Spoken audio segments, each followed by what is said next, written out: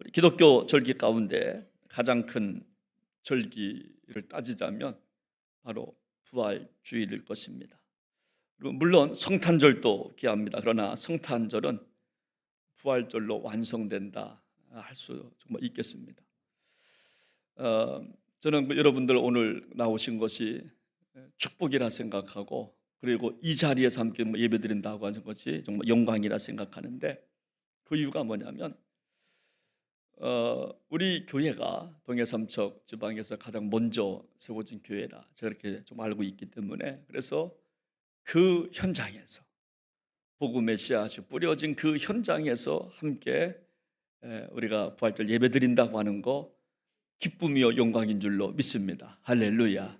그래서 이 성탄절도 귀하지만 성탄절은 부활절로 정말 완성되는 것입니다. 기독교가 2000년 동안 소멸되지 않고 지금까지 부흥을 정말 이루고 있는 이유는 뭐냐면 바로 십자가 신앙과 부활 신앙 때문인 것입니다. 성탄은 우리 예수님의 탄생을 축하하는 시간이지만 예수님의 공생애의 완성은 부활을 통해서 완성되는 줄로 믿으시기를 바랍니다. 여러분, 왜 우리가 부활절을 귀하게 정말 여기고 예배를 드리는가 하면, 예수님의 부활은 과거의 부활로 끝난 것이 아니라, 그리고 지금 정말 믿는 모두에게 지금의 부활이요 나의 부활로 연결되기 때문에 부활의 신앙, 부활절 예배는 귀한 줄로 믿으시기를 바랍니다. 여러분, 정말 내 부활이라고 하는 그 의미는 뭐냐면, 어떤 절망에도 어떤 시련에도 넘어지지 않는다는 의미가 내 부활이라고 하는 의미예요. 그러나 여러분, 세상 사람들은요 조금만 어려워도 다 넘어지거든요. 여러분, 조금만 힘들어도, 조금만 상처만 받아도 괴로워하거든요. 그러나 예수님의 부활이 나의 부활로 이어지면 이야기는 달라지는 겁니다. 우리에게는 소망이 있습니다. 할렐루야. 희망이 있습니다. 우린 정말 넘어지지 정말 않는 것입니다. 제가 오늘 부활절 설교를 준비하면서 요즘 챗 GPT라고 하는 인공지능이 있습니다. 오픈 AI가 2022년 11월 30일 날 처음으로 공개한 챗 GPT라고 하는, 챗이라고 하는 것은 채팅의 준말이죠. 제가 인공지능한테 한번 물어봤어요. 제가 요즘 이것이 좀 핫한 이슈가 되는 이유가, 목사님들도 제가 오늘 본문을 여기다가 집어넣고 설교를 한 편 빼니까 이거보다 더 잘 나왔어. 그 정도로 인공지능이 요즘 우리가 별개로 치부할 것이 안 되는, 그래서 어느 학자는 그렇게 말합니다. 누가 어떤 자세로 어떤 영성으로 쓰느냐가 중요하다. 누구도 피할 수 없는 것이다. 여러분, 오늘 우리 교회 이제 교회 역사 자료실을 만들고 있는데, 제가 들은 이야기는 지난 자료 복원도 좀 했다고 내가 들었어요. 사진 같은 것도 복원을 하는 겁니다. 물어보면 다 나오는 거예요. 제가 챗GPT한테 부활의 의미를 한번 물어봤더니 이렇게 대답을 합니다. 한번 들어보세요. 부활주일은 기독교에서 가장 중요한 절기 중 하나입니다. 부활주일 설교는 주님의 부활에 대한 기쁨과 감사를 나타내는 것이 중요합니다. 왜냐하면 부활은 우리가 새로운 삶을 살 수 있는 희망을 제공하며 죽음의 권력을 물리칠 수 있는 힘을 주시기 때문입니다. 이는 우리가 죄와 죽음으로부터 구원을 받을 수 있다는 것을 보여줍니다. 여러분, 기가 막히게 쓰잖아요. 중요한 것은 뭐냐면요, 여러분, 인공지능도 부활의 의미를 알고 있지만 예수의 부활이 나의 부활로 이어지는 것은 별개라고 하는 거예요. 여러분, 이론적으로는 알 수 있어요. 이론적으로 부활이 뭐다, 여러분, 자세하게 나오지만 여러분, 이것이 안다고 부활의 능력이 아니라고 하는 것입니다. 오늘 부활주일에 예수님의 부활이 나의 부활로 정말 이어져서 축복을 경험하는 저 여러분들 되셔야 할 줄로 믿습니다. 여러분, 그런 제목의 책이 있어요. 젖은 운동화라고 하는 책인 내용인데, 이 내용은요 등산가 이야기입니다. 등산. 에베레스트 산 등산하다가 자기 신발을 품고 좀 얼어 죽은 그런 사람들을 놓고 이야기한 이야기인데 한번 들어보십시오. 언젠가 저는 사진 한 장을 보고 얼어붙은 듯 묵상에 잠긴 적이 있습니다. 등산화를 가슴에 꼭 껴안고 얼어 죽은 어느 등반대원의 처절한 죽음을 기록한 한 장의 사진 때문이었습니다. 등반가들은 얼음 산정을 오르다가 텐트를 치고 잠을 잘 때 젖은 등산화를 가슴에 꼭 품고 잠을 청합니다. 그래야 그 다음날 아침 뽀송뽀송한 상태로 걸을 수 있기 때문입니다. 그런데 얼음산에서 머리카락도 수염도 하얗게 얼어붙은 얼굴로 하나같이 등산화를 가슴에 꼭 끌어안고 나란히 죽어간 등반대원들의 모습은 장엄한 순교자의 모습으로 다가오는 그 한 장 사진 한 장이 많은 시간이 지난 지금에도 문득 떠오르곤 합니다. 지금 우리도 저마다 인생의 산을 오르고 또 오르다가 마지막을 맞이할 것입니다. 내일 또 내일, 어쩌면 또 다른 내일 아침이면 우리 모두 마지막을 맞이할지 모릅니다. 그러면서 이렇게 마지막을 끝을 맺는데, 나는 과연 무엇을 가슴에 꼭 끌어안고 살다가 죽음을 맞이할 것인가? 등반가들은 등산을 하다가 여러분 한밤을 청할 때 자기가 신던 신발을 가슴에 껴안고 잔답니다. 그래야 아침에 뽀송뽀송한 신발을 신고 또 등산하니까. 그런데 어느 순간에 그 끌어안고 자다가 죽은 겁니다.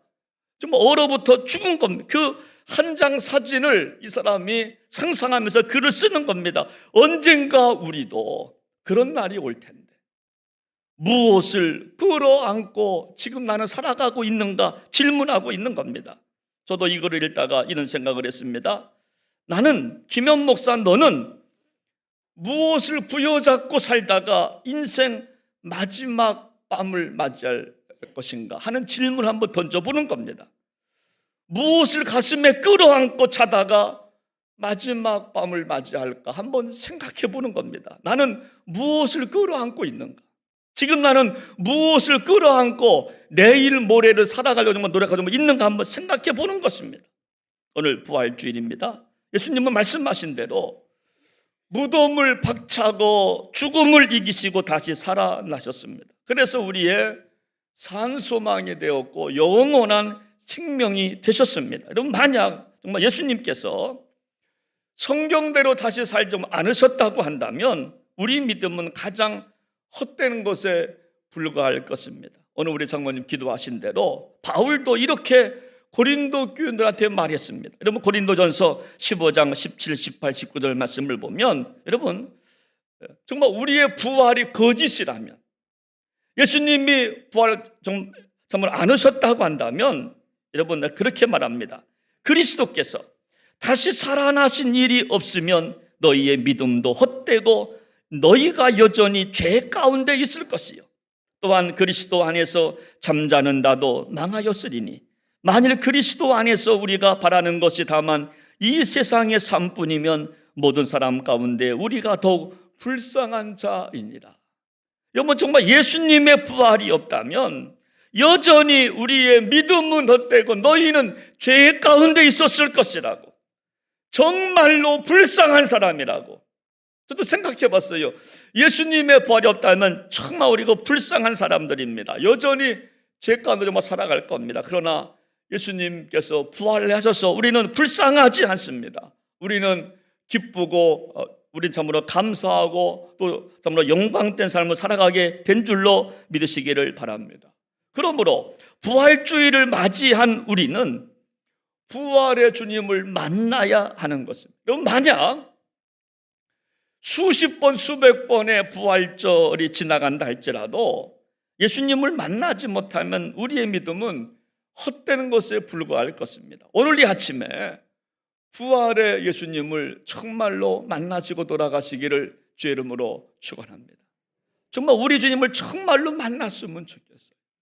저의 짧은 저의 이 못난 설교를 통하여, 찬송을 통하여서 주님께서 다가오시는 말씀하시는 음성을 듣는 복 있는 시간 되시기를 주님의 이름으로 축복합니다. 여러분, 그렇다면 어떻게 부활의 예수님을 정말 만날까? 오늘 본문 누가복음 24장 5절은 이렇게 말씀하는데 같이 한번 좀 읽어보겠습니다. 시작합니다. 여자들이 두려운 얼굴을 땅에 대니 두 사람이 이르되 어찌하여 살아있는 자를 죽은 자 가운데서 찾느냐. 여기 중요한 말씀, 어찌하여 살아있는 부활하신 예수님을 죽은 자 가운데서 찾느냐. 여러분, 예수님이 십자가에 돌아가신 이후 안식 후 첫날 새벽이 왔습니다. 여인들이 무덤을 찾아갔습니다. 찾아가 보니까 벌써 큰 돌이 굴려져 있고 그 안에 들어가 보니 주님의 시체가 없어요. 세마포가 다 풀려져 있습니다. 여러분, 이 여인들은 그 현장을 목격하면서 두려워할 뿐만 아니라 울음을 터뜨렸다고 성경은 말합니다.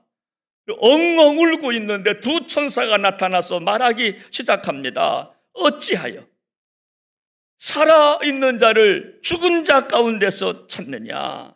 여러분, 그래서 우리가 부활하신 예수님을 만나려면 첫 번째 길은요, 영원한 것에 눈을 돌려야 우리가 주님을 정말로 만난다라고 하는 거예요. 우리가 썩어질 것에, 사라져 버릴 것에 내 눈을 돌리거나 내가 관심을 가지면 부활하신 예수님을 만날 수 없지만, 영원한 것에 눈을 돌릴 때 예수님을 만나게 될 줄로 믿으시기를 바랍니다. 여러분, 천사가 말하는 요지가 뭐냐면 죽은 자 가운데서 예수님을 왜 찾느냐는 거예요. 예수님은 부활하셨다라고 하는 거예요. 그렇습니다. 조금 있으면 우리가 좀 없어질 것에 집중하면 예수님을 만날 수 없어요. 썩어질 것을 따라가며 살면 주님을 만날 수 없습니다. 조금 있으면 썩어져 가는 생선 쪼가리에 목숨을 걸며 주님을 참으로 만날 수가 참 없는 것입니다. 그래서 천사가 말하는 겁니다. 어찌하여 여인들아, 어찌하여 살아계신 자를 죽은 자 가운데서 찾느냐 말씀하고 있는 거예요. 그러므로 예수 믿는 사람들은 사라질 것에 너무 눈 돌리지 않기를 바랍니다. 썩어질 것에 너무 마음 빼앗겨 살지 않기를 바랍니다. 왜냐하면 부활신앙을 가진 우리는 그것들로 인해서 만족할 수가 좀 없기 때문에 그렇습니다. 한 이혼 청구 소송장의 글입니다. 재판장에 이혼 사유가 이렇게 적혀 있었다고 그래요. 감자 때문에 이혼했다는 거예요. 감자. 여러분, 감자가 뭔지 아시죠? 강원도 감자. 여러분, 재판관이 이 정말 감자라는 이혼 사유를 보고 물었습니다. 이혼 사유가 당신네들 감자라고 하는데 도대체 무슨 뜻이냐? 무슨 내용으로 감자 때문에 싸우고 정말 이혼했냐? 물어보니까 여러분, 어느 날 남편과 아내가 감자를 먹다가 싸운 거예요. 아내는 감자를 삶아서 남편에게 설탕 찍어 먹으라, 설탕과 함께 갖다 줬어요. 그랬더니 남편이 아니, 내가 당뇨가 있는데 설탕 찍어 먹으라고 화를 내는 거예요. 그랬더니 아내가 아니, 야, 조금만 찍어 먹으면 되잖아. 여러분, 남편이 말합니다. 아니, 무슨 감자에 설탕을 찍어 먹어, 소금 찍어 먹어야지. 그래서 감자 때문에 싸운 겁니다. 소금을 찍어 먹냐, 설탕을 찍어 먹냐. 평소에 처가에 불만이 많았던 남편이 한마디도 합니다. 당신네 가정은 설탕 찍어 먹으니까 집안꼴이 그렇지. 여러분, 그랬더니 아내가 또 말을 합니다. 아니, 우리 집안이 어때서? 당신네나 잘해. 그래가지고 감자 때문에 싸우고 이혼까지 온 겁니다. 여러분, 참으로 정말 웃긴 일이잖아요. 여러분, 그런데 저는요, 이 글을 읽다가 웃기지 않아요. 여러분, 사실 우리가 그런 사람입니다. 감자 때문에 싸우잖아요. 별거 아니고. 소금 찍어 먹으면 어떻고, 감자 찍어 먹는데 설탕 찍어 먹으면 어때요?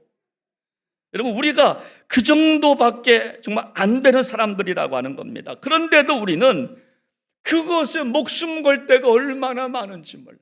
별거 아니거든요.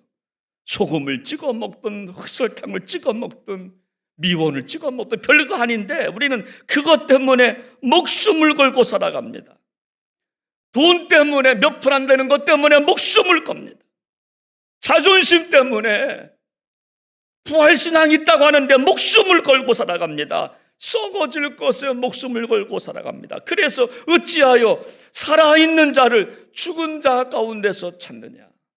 금방 썩어지고 없어질 것을 찾으면 예수님을 참으로 만날 수가 없다. 좀 그렇게 참으로 말씀하시는 것입니다. 여러분, 예수님은요, 말씀하신 대로 부활하셨습니다. 그런데 여인들은 빈 무덤을 보고 슬퍼하고 있는 겁니다. 그렇습니다. 우리가 부활하신 예수님을 만나려면 죽어가는 것을 붙들고 살지 않아야 할 줄로 믿습니다. 썩어질 것을 붙들고 살면 예수님을 평생 가도 만날 수가 없어요. 여러분, 그래서 우리가 부활주에 부르는 우리가 곡이 있잖아요. 살아계신 주 나의 참된 소망, 걱정 근심 전혀. 여러분, 살아계신 주님께 우리 소망을 두고 살아가시기를 주님의 이름으로 부탁을 드립니다. 여러분, 두 번째로 우리가 부활의 주님을 만나려면 말씀대로 살아야 한다는 거예요. 말씀으로 돌아가야 한다는 겁니다. 오늘 6절 말씀을 보면 이렇게 다시 말씀합니다. 여기 계시지 않고 살아나셨느니라. 갈릴리에 계실 때에 너희에게 어떻게 말씀하셨는지를 기억하라. 부활의 예수님을 찾아도 찾지 못하는, 부활의 예수님을 믿지 못하는 여인들을 향하여서 너희가 갈릴리에 계실 때에 예수님께서 뭐라고 말씀하셨는지를 한번 기억해 보라고 말씀하시는 거예요. 그러니까 예수님은 말씀대로 부활하셨다라고 좀 하시는 것입니다. 그래서 우리가 부활의 예수님을 만나려면 결국 말씀으로 돌아가야 할 줄로 믿습니다. 말씀대로 살아가야 되는 거예요. 그렇습니다. 부활의 예수님을 우리가 만나려면 결국 말씀으로 돌아가야 하고 말씀을 붙들고 살아야 좀 하는 겁니다. 여러분, 말씀대로 살아보겠다고 결심하면 그곳에 작은 예수님이 계시는 줄로 믿으시기를 바랍니다. 말씀 붙잡고 순종하며 살다 보면 그곳에, 그 현장에 주님께서 그곳에 계셔서 우리가 하는 일을 도와주실 줄로 믿으시기를 바랍니다. 여러분, 초대교회 정말 역사가 가운데 어떤 순교자 가운데 서문학교의 감독이었던 폴리캅이라고 하는 분이 있습니다. 저분이 폴리캅이라고 하는 분인데, 여러분, 그에게 화영장 앞에서 이렇게 회유합니다. 주님을 부인하면 살려주겠다고. 주님만 한번 부인해라. 없다고 말해라. 그때 폴리캅이 유명한 말을 합니다.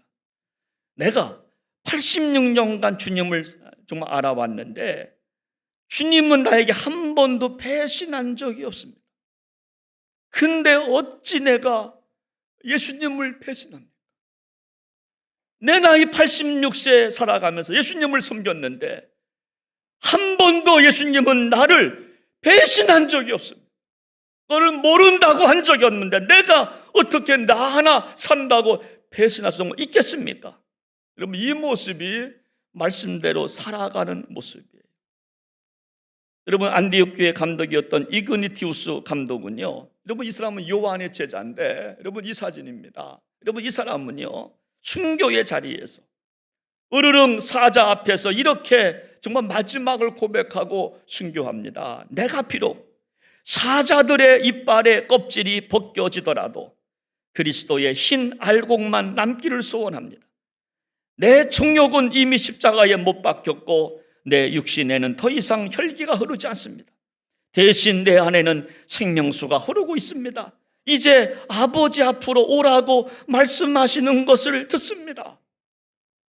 사자의 밥 앞에서 결코 포기하지 않습니다. 주님의 사랑을 정말 잃어버리지 않습니다.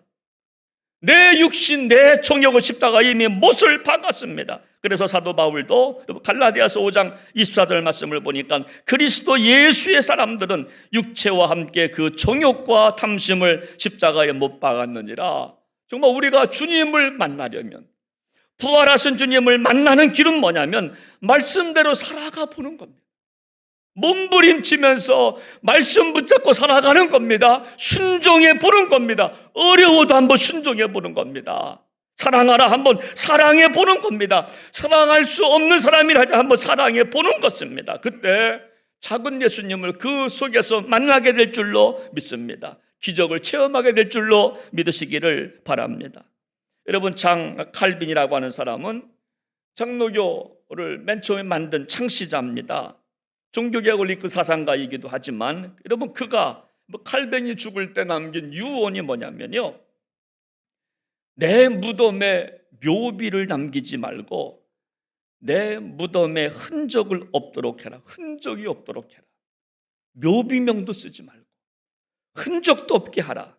여러분, 그의 뜻대로 지금도 칼빈의 무덤에는 이름이 없다고 그럽니다. 단지 그를 추모하는 사람들이 너무나 아쉬워서 이니셜로 장 칼빈 JC라고 이니셜로 JC라고만 딱 써놨다고 그래요.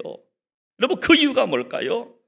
칼빈은 부활에 대한 확신이 정말 있었기 때문에, 자기는 부활할 것을 믿으니까. 여러분, 묘비명까지 자기 이름까지 없는 겁니다. 그렇습니다. 어떻게 해야 예수님의 부활이 정말 나의 부활로 될까? 제가 두 가지만 적용하고 설교를 마칩니다. 첫째는 뭐냐면, 여러분, 기독교 본질인 사랑을 전하는 것이 부활신앙으로 살아가는 것입니다. 여러분, 기독교 신앙인 본질인 사랑을 전하면서 사시기를 바랍니다. 부활신앙이 있다면 우리 이제부터 사랑을 전해야 되는 건데, 그 사랑이 뭐냐면 세 가지입니다. 희생과 섬김과 나눔의 정신을 갖고 산다면 예수 부활이 나의 부활 되는 줄로 믿으시기를 바랍니다. 여러분, 희생하십시오. 정말 나누시기 바랍니다. 섬기시기를 바랍니다. 그렇습니다. 부활신앙을 가진 사람들은요, 세상 속에서 여러분 희생하기 시작해요. 오늘 아침에 우리가 촛불 예배 드렸는데, 촛불이 타는 것처럼, 초가 여러분 타야 불이 불빛을 드러내는 것처럼, 소금이 녹아야 여러분 짠맛을 내는 것처럼 우리도 희생해야 한다는 거예요. 부활신앙이 있다면 섬겨야 된다는 겁니다. 또 정말 나눠야 된다라고 하는 것입니다. 여러분, 우리나라에 스타벅스가 들어왔는데 굉장히 짧은 기간 동안에 글로벌 기업이 되었습니다. 아마 동해에도 한 두세 개가 정도 있는 걸로 알고 있는데 우리나라에 정말 2,000개 이상은 뭐 된다고 그러죠. 여러분, 근데 이렇게 성공적 기업이 된 이유는요, 섬김입니다. 그 속에 기독교 정신이 뿌리 박고 있는 거예요. 하나님으로부터 받은 부를 함께 정말 나누자. 여러분, 이게 그 경영 방침입니다. 하나님께로 받은 부를 함께 정말 나누자. 그래서 모든 구성원이 그 주주로 되어 있습니다. 배당금 받는 구조입니다. 다 정말 나누는 겁니다.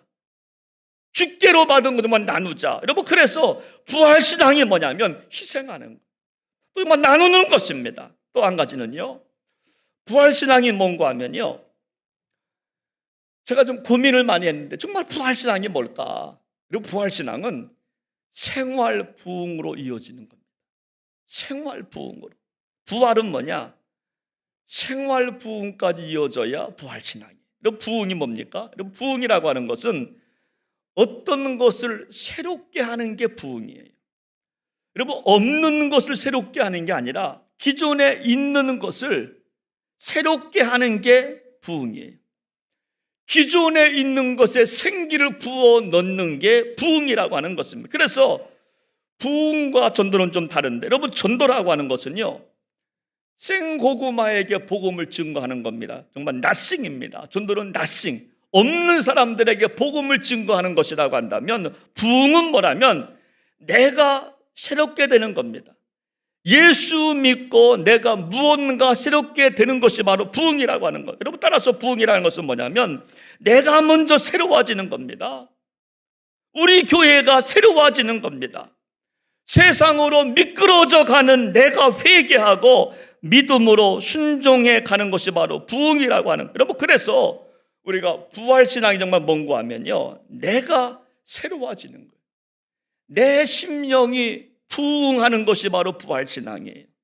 느슨해진 내 신앙, 세상으로 미끄러져 가는 내 신앙, 시든 내 영혼에게 여러분 말씀을 통하여 부흥시켜가는 것이 바로 부활이라고 좀 하는 것입니다. 여러분 멈춰진 헌신이 있다고 하면 다시 헌신을 시작하는 게 부활신앙이에요. 멈추어진 순종이 있다면 다시 순종을 시작하는 것이 바로 부활신앙이라고 하는 겁니다. 저는 설교를 하다가 성도님들과 눈을 마주칠 때가 있어요. 눈을 마주치면요 대화가 될 때가 있습니다. 근데 그 대화가 무언의 대화지만 뭔가 억눌려 있는 분들이 있어요. 자유롭고 싶다. 근데 안 된다는 거예요. 여러분 그런 사람들이 다시 부흥하는 것이 바로 부활신앙인 줄로 믿습니다. 리바이브 하는 겁니다. 다시 내 신앙이 다시 소생하는 겁니다. 일어나는 겁니다. 돈에 묶여 있어요. 사람 때문에 묶여 있고 질병 때문에 묶여 있는 성도들이 다시 정말 일어나는 것이 바로 부활신앙인 줄로 믿으시기를 바랍니다. 우리 교회 좋은 소문이 났다고 저도 많이 듣고 있어요. 우리 성도님들이 너무 자부심이 많다고 저도 듣고 있어요. 아니에요? 자부심 있지요? 아닌가 보다. 교회가 많이 부흥했다고 교우들이 너무 좋아한다고 제가 밖에 나가면은 제가 너무나 많이 들어요. 진짜 우리 교회가 많이 부흥했어요. 숫자적으로 많이 부흥했는데 여러분 그렇다면 정말 이제는 우리가 숫자적 부흥에서 머물지 말고 생활 부흥까지 가야 할 줄로 믿습니다. 여기저기에서 생활 부흥이 정말 일어나야 되는 거예요. 다시 소생하는 겁니다. 여러분 정말 우리가 불신자에게는 부활신앙으로 살라고 말하지 않아요. 기존 예수 믿는 사람들에게 부활신앙이 필요한 거죠. 불신자들은 부활신앙이 뭔지 몰라요. 여러분 기독교인들에게만 예수님의 부활이 정말 나의 부활이 되게 살라고 제가 촉구하고 정말 있는 것입니다. 오늘 부활주일인데 정말 예수님의 부활이 정말 여러분들의 부활 되시기를 주님의 이름으로 부탁을 드립니다. 새롭게 부흥하십시오. 뭔가 붙잡혀 살고 있다면, 뭔가 아직도 내 속에서 화가 치밀고 있다면, 속상한 것이 많다면, 뭔가 때문에 내 의욕이 상실되고 내 헌신이 멈춰지고 순종이 안 되고 기도가 안 된다면 다시 여러분 리바이브 하시기 바랍니다. 부흥하시기를 바랍니다. 그것이 바로 뭐냐면 부활 신앙인 줄로 믿으시기를 바랍니다.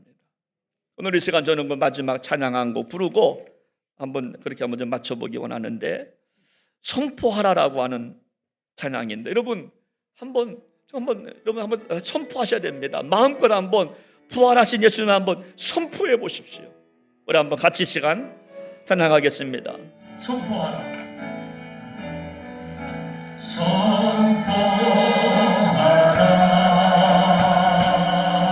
부활하신 영광의 주, 부활하신 영광의 주, 영광의 주를 보라.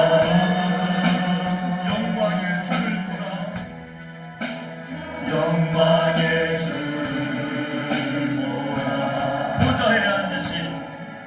보좌에 앉으신